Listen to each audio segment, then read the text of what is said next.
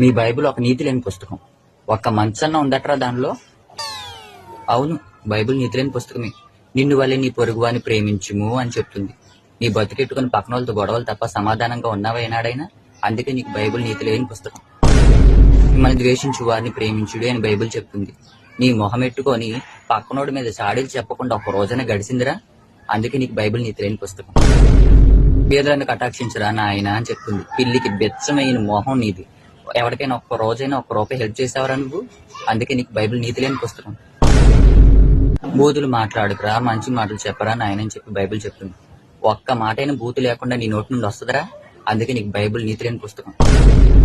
నీ తల్లిని తండ్రిని సన్మానించరా నాయన అని బైబిల్ చెప్తుంది. ఏనాడైనా నీ తల్లికి తండ్రికి ఒక ముద్దేసేవటరా? ఊరి మీద బలాదుర్గ తిరగడం తప్ప. అందుకే నీకు బైబిల్ నీతి లేని పుస్తకం. ఇప్పుడు చెప్పరా నాయన, బైబిల్లో నీతి లేదా? నీలో నీతి లేదా?